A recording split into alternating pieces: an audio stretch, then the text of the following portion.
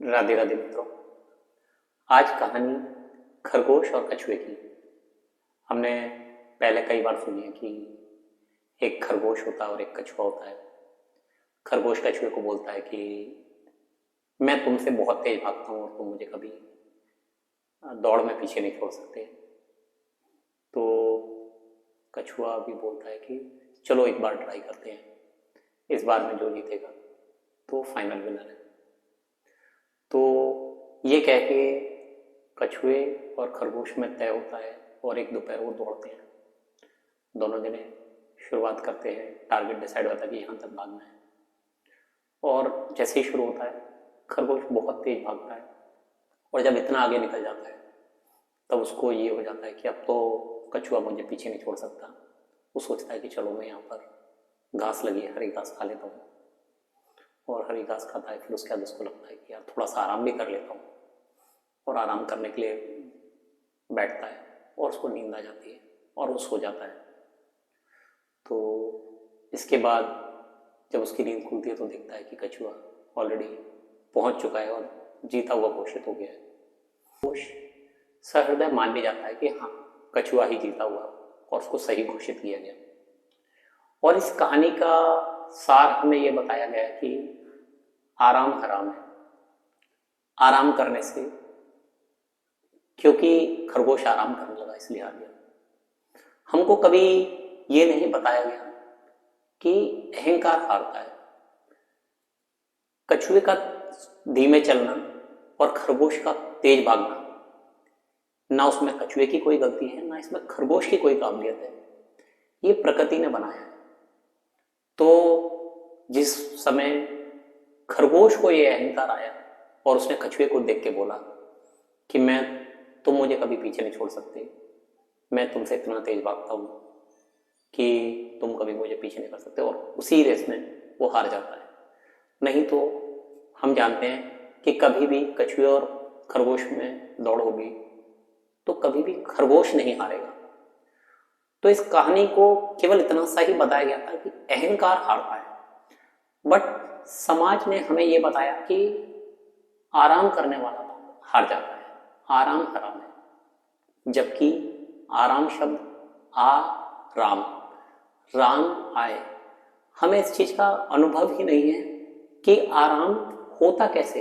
हमने अपने जीवन में शायद जिंदगी भर आलस ही किया है और हमने उसको आराम बोला, क्योंकि हमारे को आराम का तो पता ही नहीं था, राम का ही नहीं पता, और राम आएंगे कैसे इसका भी कोई अनुभव नहीं है। बट हमें आलस का पता है और हमने आलस को आराम बना दिया और हम इस चीज को भूल गए कि जहां राम होंगे वहां तो हार होने का चांस ही नहीं है। तो हमें यह समझना चाहिए कि चाहे वो कछुआ हो, चाहे वो खरगोश हो, चाहे वो हाथी हो, चाहे वो चींटी हो, खरगोश का धीमे चलना, कछुए का तेज भागना, हाथी का भारी होना, चींटी का हल्का होना, इसमें इनमें कोई भी ना उनकी बुराई है ना उनकी अच्छाई है। ये प्रकृति के कारण है। प्रकृति ने जिसको जैसे बनाया, हर किसी को हर चीज अलग अलग अलॉट की है, अलग अलग की प्रॉपर्टी दी है, अलग अलग उनके काम है, अलग अलग। जैसे हमारे यहाँ बोलते हैं 84 लाख योनियां हैं, तो उस एक योनि में कछुआ भी है, उस एक योनि में खरगोश भी है, उस एक योनि में हाथी भी है, उस एक योनि में चींटी भी है। सबके अपने अलग महत्व हैं। कोई उसमें बड़ा नहीं है, कोई इसमें छोटा नहीं है, कोई इसमें ज्यादा काबिल नहीं है, कोई इसमें नाकाबिल नहीं है। तो कछुए और खरगोश की कहानी कभी भी आराम हराम है नहीं बताती। कछुए और खरगोश की कहानी हमेशा बताती है कि अहंकार हारता है। जब भी जिस आदमी को या जिस चीज को अहंकार हो जाएगा, जिस जान जीव को अहंकार हो जाएगा कि मैं दूसरे जीव से बेटर हूं, तब आपको पता है कि रावण को जब अहंकार हुआ था तो भगवान राम आए थे और उनने रावण को मार दिया था। इसी तरीके से जब खरगोश को अहंकार हुआ तो भगवान ने उसकी बुद्धि फेरी और उसने सो गया। नहीं तो वो पहली बार में सीधे एंड टारगेट पर पहुंच जाता, वहां जाके भी आराम कर सकता था, वहां पर भी उसको सुस्ताने का था। लेकिन भगवान ने उसकी बुद्धि जब फेरी, क्योंकि उसे हराना था। तो अहंकार हमेशा हारता है। यही इस कहानी का सार है, यही इस कहानी की लर्निंग है। और हम शायद समाज से सुनी ही बातों में ही ये सोचे कि आराम हराम है, लेकिन आराम, राम का आना कभी खराब नहीं हो सकता। ये तो हमारे, जिस दिन हमारे अंदर राम आते हैं उस दिन हम जीवन में जीत ही जाते हैं, उसमें जीत और हार खत्म हो जाती है। हम उस परम विश्राम को पाना ही चाहते हैं, हमारे जीवन का उद्देश्य ही उस परम विश्राम को पाना है।